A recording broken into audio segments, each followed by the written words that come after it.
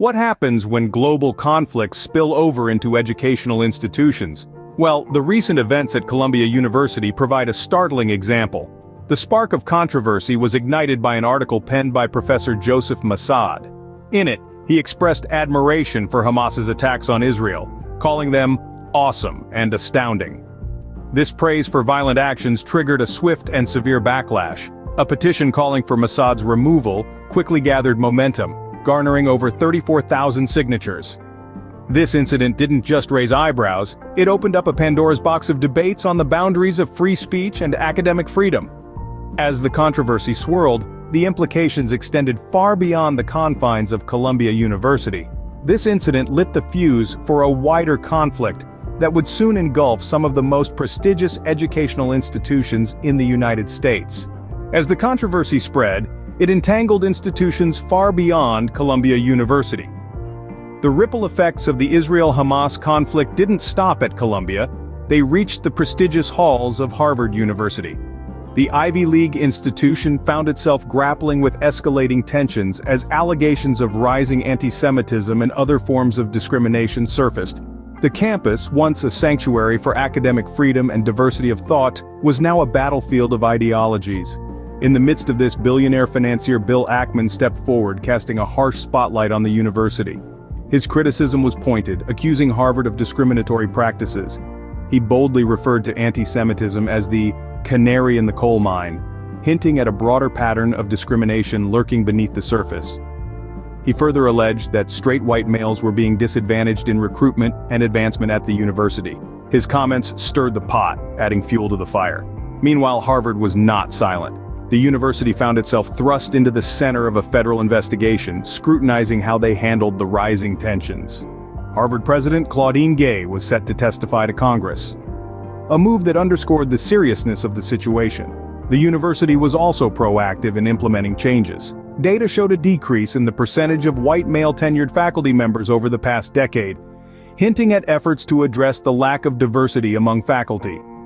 Yet the Israel-Hamas conflict continued to echo in the corridors of Harvard, stirring debates and discussions that extended beyond the campus. The university was a microcosm of a larger national dialogue, a dialogue that wrestled with questions of free speech, discrimination, and the responsibilities of educational institutions.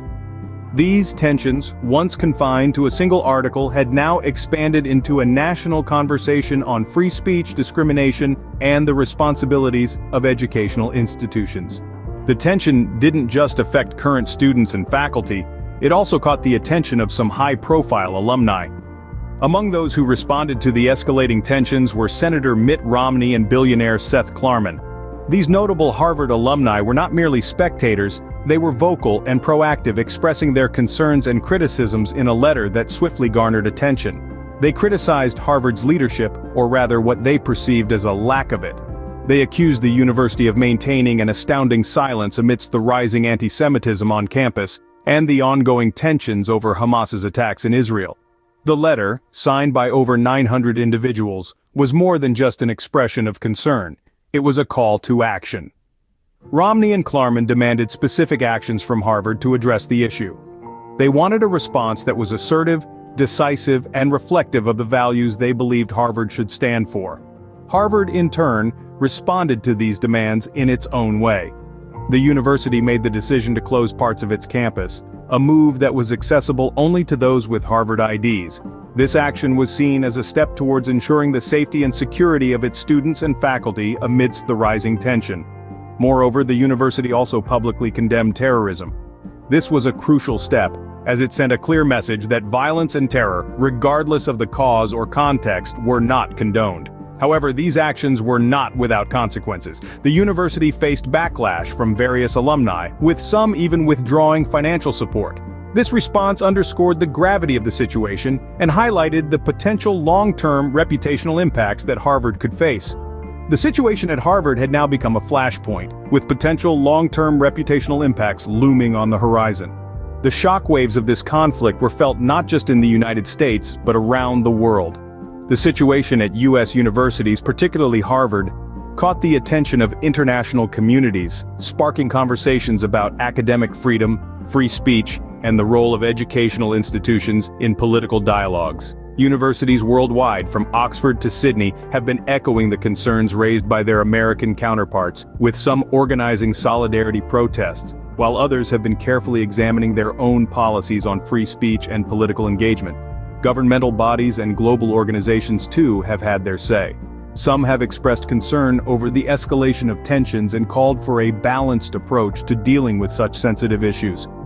Others have underscored the importance of fostering an environment where diverse viewpoints can coexist peacefully. Notably, there have been calls for dialogue and understanding, with the belief that universities, as places of learning and intellectual exploration, should be at the forefront of promoting open discussions and mutual respect. As the world watches, the question remains, how will these institutions navigate this complex and highly charged situation? Before we conclude this deep dive into the campus unrest, we want to extend a call to action.